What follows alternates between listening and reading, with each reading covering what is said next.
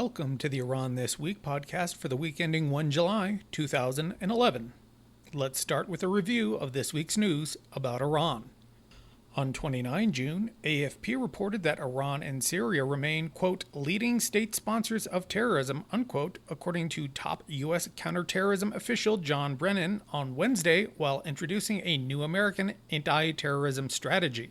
Hezbollah and Hamas are terrorist organizations that threaten Israel and our interests in the Middle East. We will therefore continue to use the full range of our foreign policy tools to prevent these regimes and terrorist organizations from endangering our national security, Brennan said.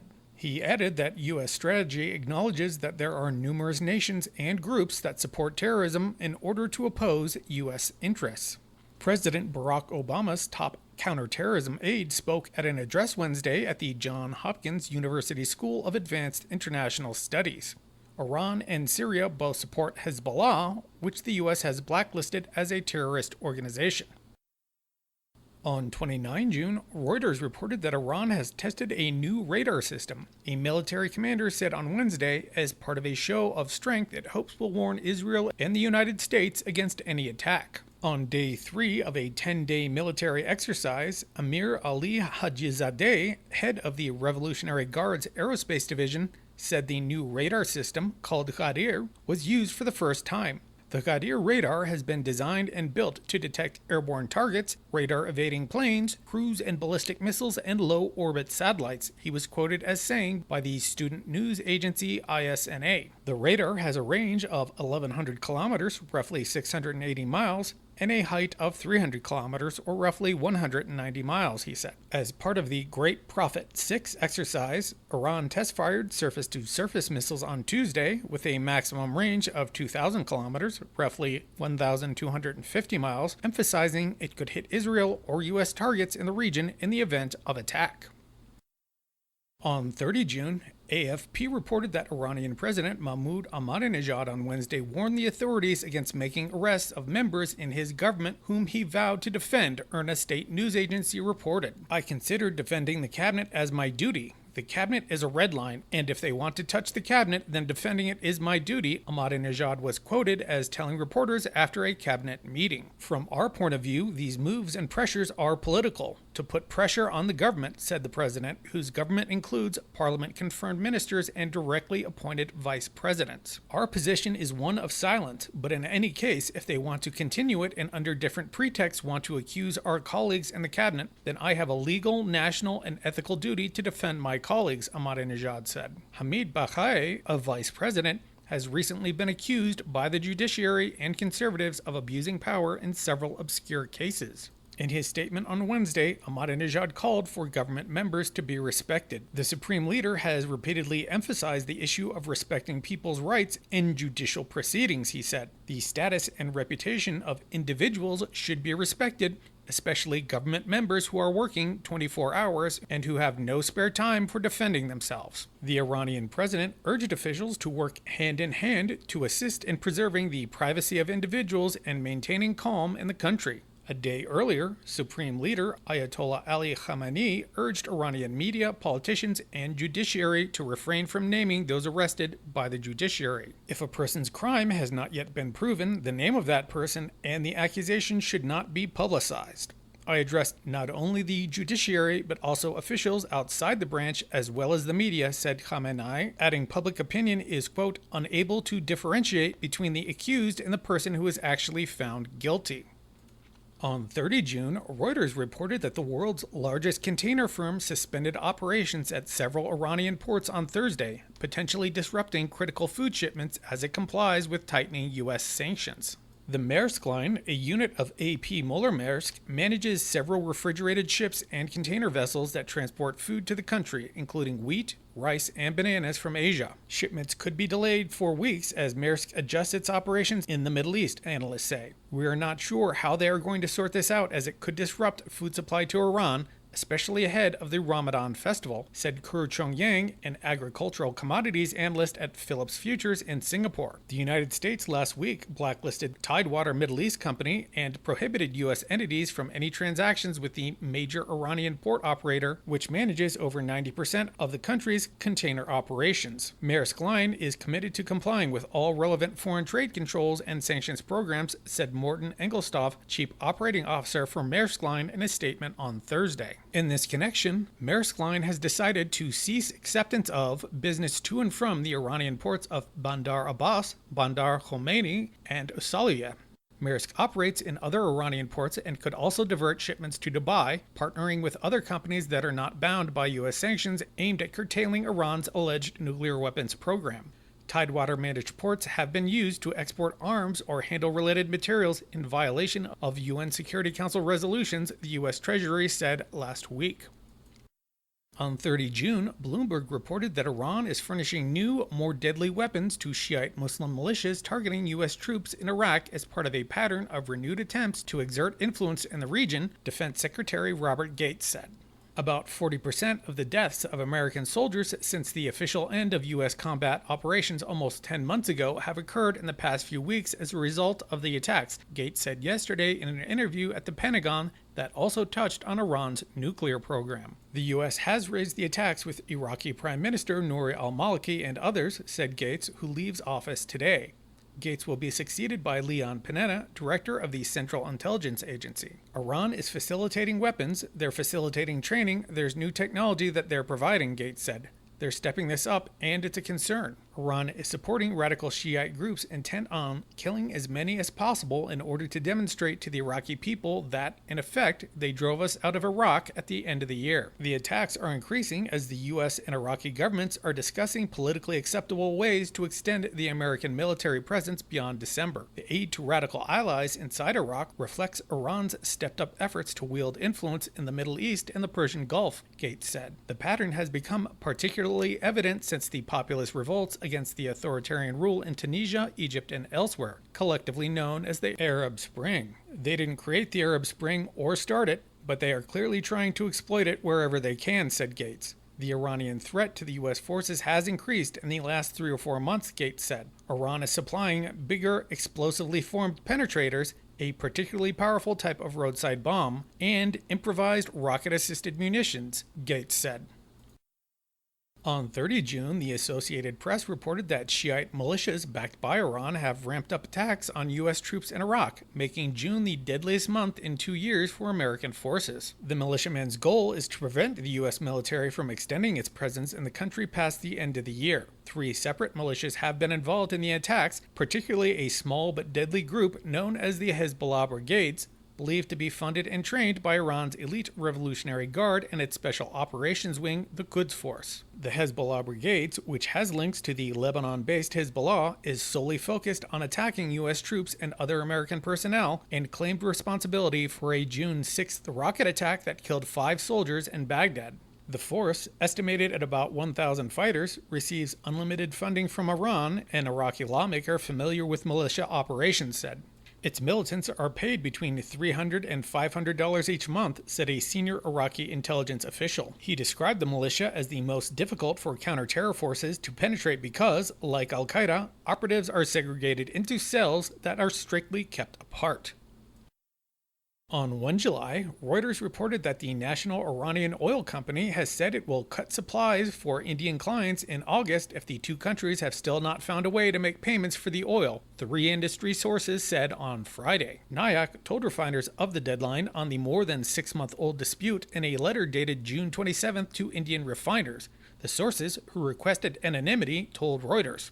We regret to inform you that NIOC would hardly be in a position to deliver Iranian crude oil to our partners in trade in India in August 2011 unless concrete solutions are worked out for remittances of NIOC's dues, the letter said, according to 2 sources who have seen the letter.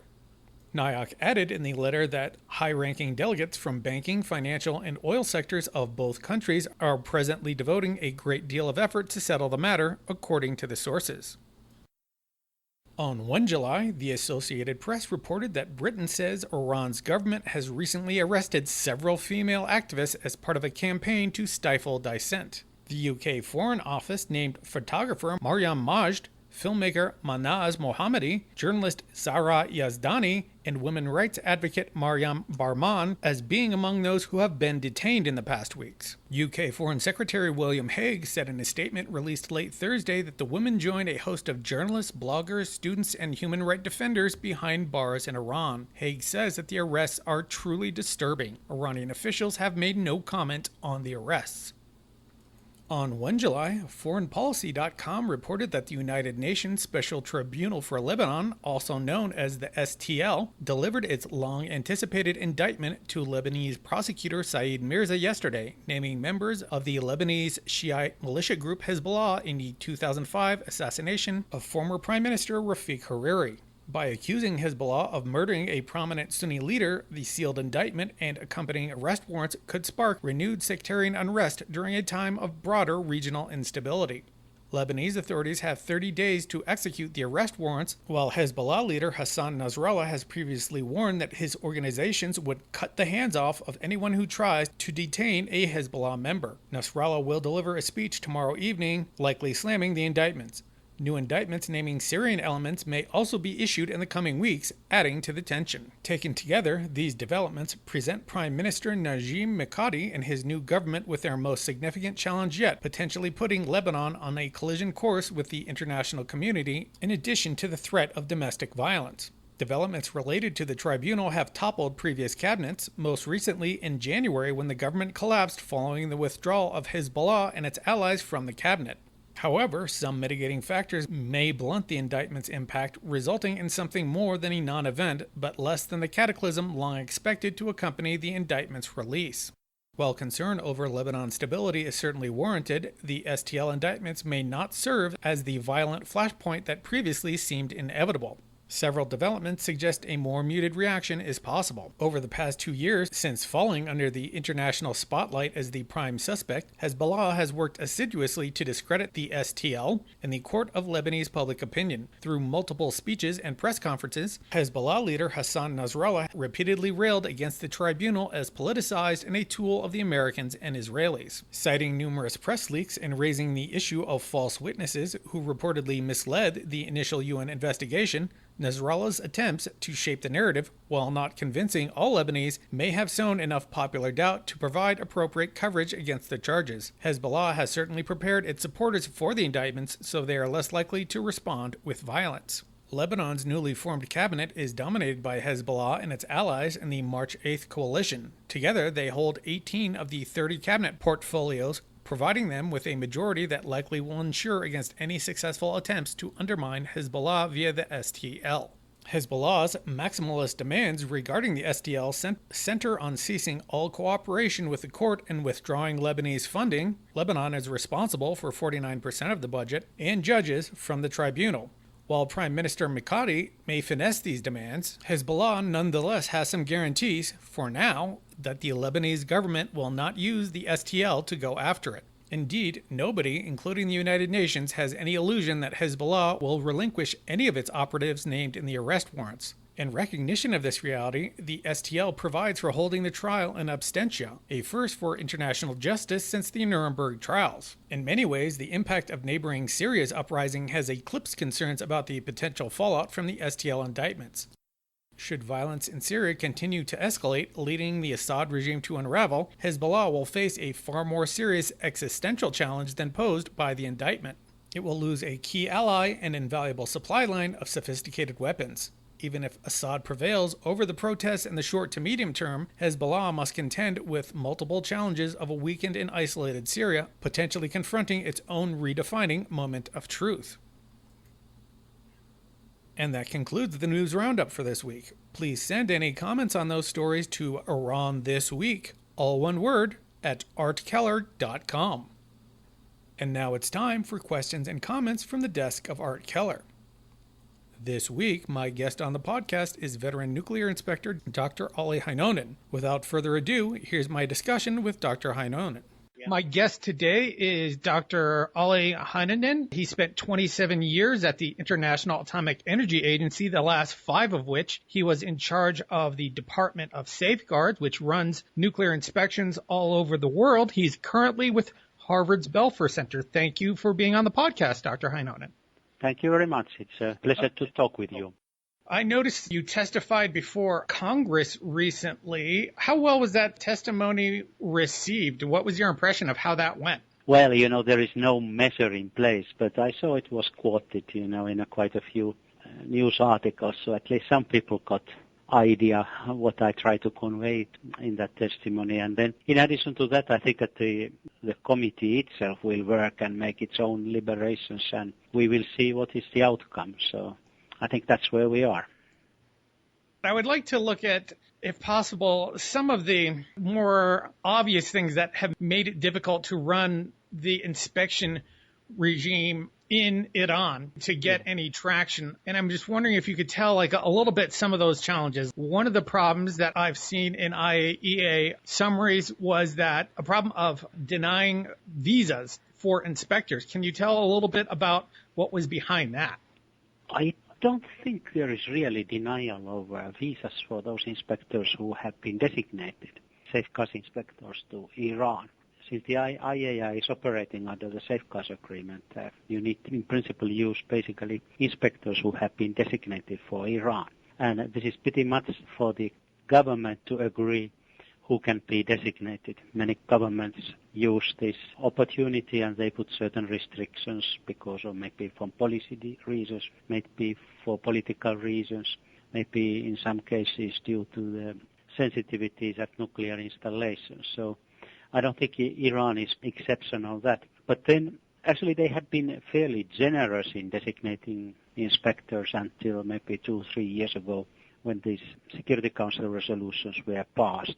And then they withdrew certain designations of inspectors who had already been visiting several times Iran. So that caused certainly troubles for the IAEA because these people were very knowledgeable about the nuclear program, and it took for a while to find the replacement. If you have an inspector who is designated, he doesn't get a visa, then it's an issue of compliance. And there were a couple of cases where the Iranians decided to withdraw the designation, and in principle, IAEA has also to agree to that, but on the other hand, IAEA cannot shoot its way to Iran. We depend on their authorities pretty much in getting access to the places and to the country. Was there any specific wording, or what was the logic behind the withdrawal of the designation other than, I'm assuming they didn't explicitly say, well, this is in retaliation for the sanctions. Yeah. They don't need to tell, the reason. This is in the discretion of the state. They just announced that that's what we did, and then certainly privately they told that this is because of these resolutions and, hostile attitude towards Iran and etc. Plus then there were a couple of personal clashes where they felt that the inspectors have, not behaved the way they anticipated from the Iranian side. It's a mixed bag, but most of these designations which were withdrawn, I think, were withdrawn due to the political reasons. One of the other problems that has consistently been cited in IAEA reports outlining problems is that the inspectors have not been given access to physicists who have been engaged in programs that might have military links. Can you tell a little bit about those problems? Well, this is somewhat different thing because this is so-called military-related studies and the possible military relation to the nuclear program. So IAEA has listed a number of people, a number of institutes, a number of sites which it would like to visit and then talk about the information there. The IAEA mandate comes here not only from the Safeguards Agreement but also from the resolutions of the United Nations Security Council. IAEA has a kind of legal right to go to see those people.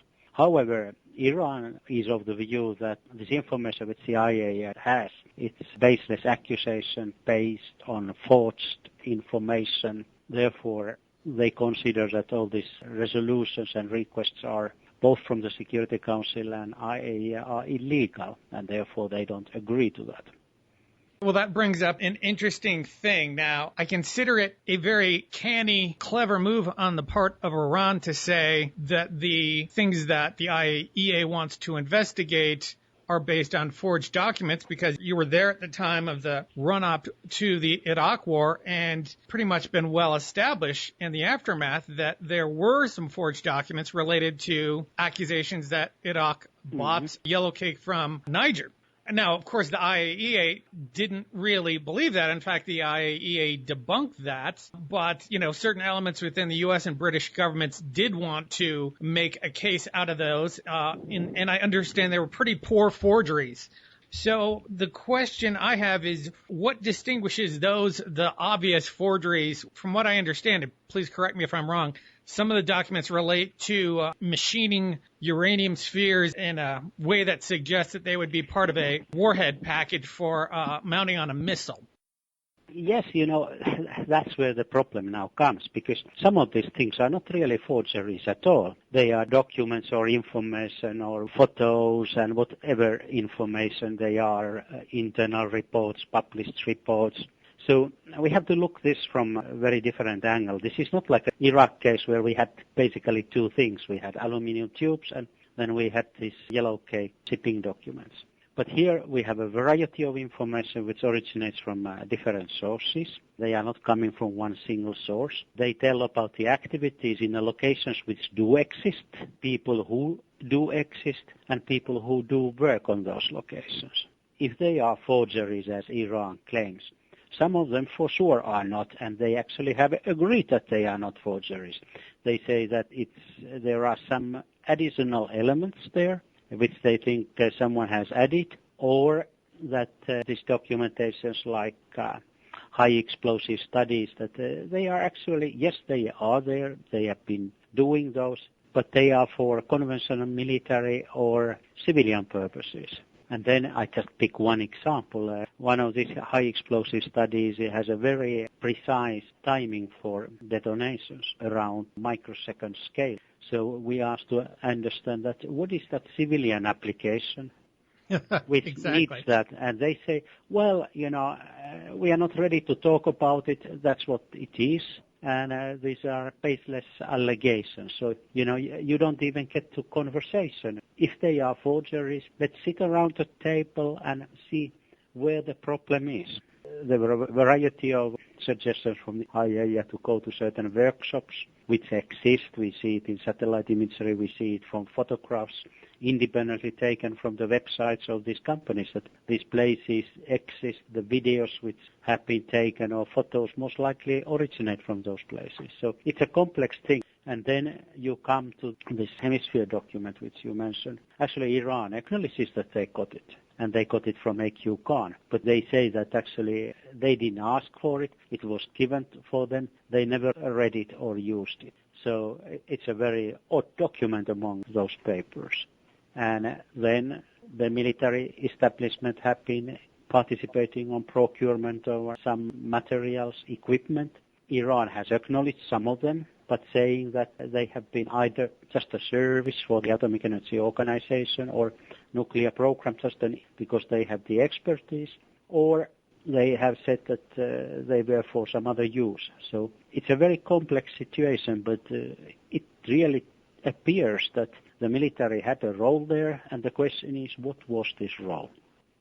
So they didn't deny visas so much as they withdrew designations, but they have denied access to physicists. How about visiting facilities? I know of at least one prominent facility which basically disappeared after it was said that IAEA inspectors wanted to visit it. Yeah, Lavizan.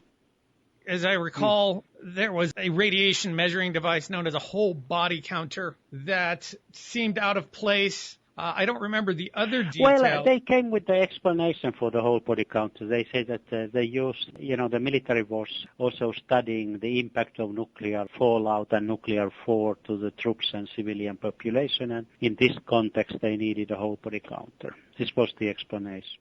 Which, of course, is a logical explanation, which then begs the question of, well, if you have a reasonable explanation, why did you tear down the facility and bulldoze the ground underneath it? Yeah, well, they had even for that one an explanation. So this was the current president Ahmadi-Nejad, who was the Lord Mayor of Tehran, who felt that military had built this installation illegally there, and he asked it to be demolished. But, the problem here really is that, there are a lot of these items there on the table. And for each of them, each of them is a little bit strange, and there is always an explanation.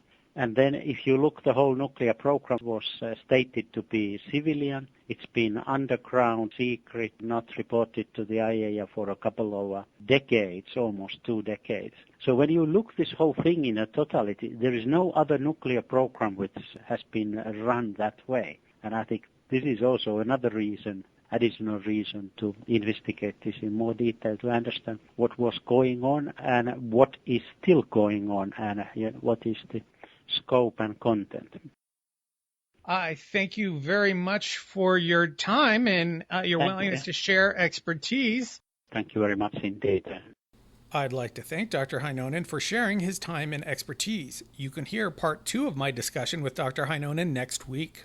That concludes the podcast for the week ending July 1, 2011. Please send any questions or comments on the podcast to IranThisWeek@artkeller.com.